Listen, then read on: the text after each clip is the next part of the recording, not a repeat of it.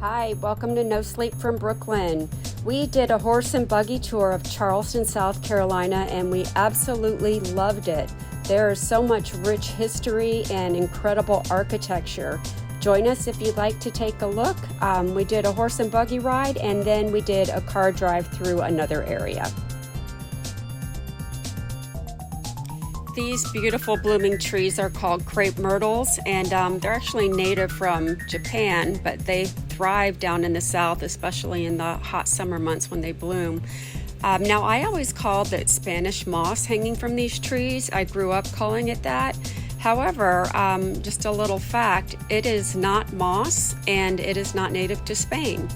How it became known as Spanish moss is a mystery. If you know, drop it in the comments. This is such a beautiful street. This is called Goldsmith Road, and it's definitely worth a stroll down, a walk through, or if you take a horse and buggy.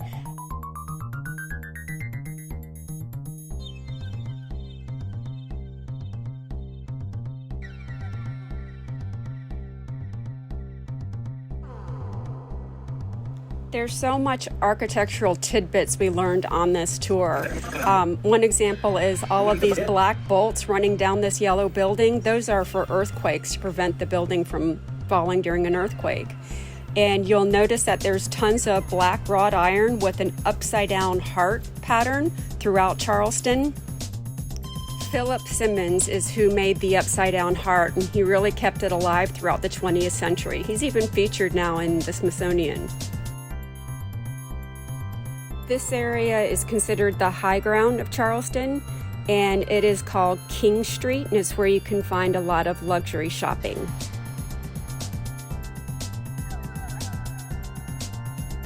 I love this cool Art Deco marquee. There's just so many architectural gems in Charleston. It's worth going just for this tour alone.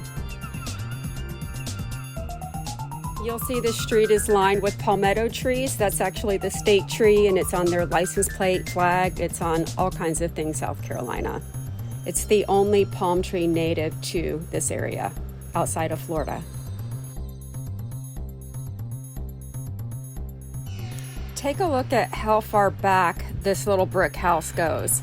It's called a Charleston single, and it's a single room wide home that runs the length of the building.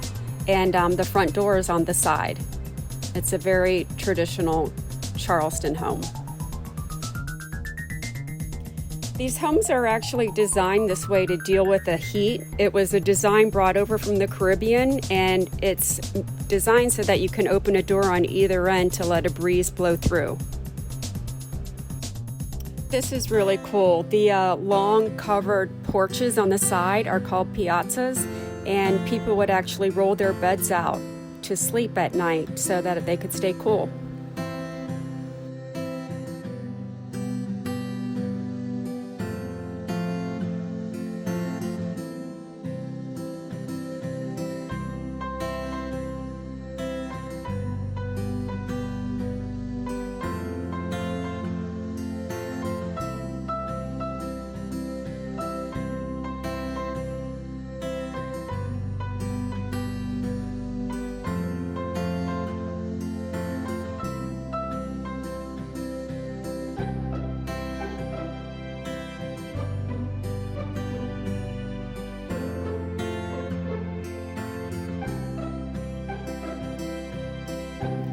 Straight ahead you can see the top of the market. This is sometimes referred to as the slave market.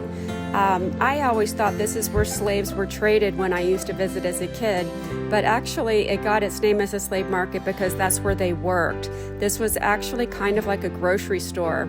It had a meat market at the top, in the middle it was produce, and in the back it was fish. Take a look at the market. You can see white bricks at the top and then darker bricks towards the upper top and to the bottom. That's actually the line where the water came from Hurricane Hugo. It really wiped out the city. So even though the slave market was not where slaves were traded, 1 out of every 4 slaves can be traced back to the port of Charleston. This is where a lot of the trade did happen, just not at this facility. This is where they worked. wrapped up our horse and buggy ride, and now we're going to go on a car tour down to the Battery, where there are a lot of really big mansions, amazing architecture. I remember this area most when I used to visit Charleston as a child. I absolutely loved looking at the homes here. As you'll see, they are very unique. Each one's different and they're gorgeous.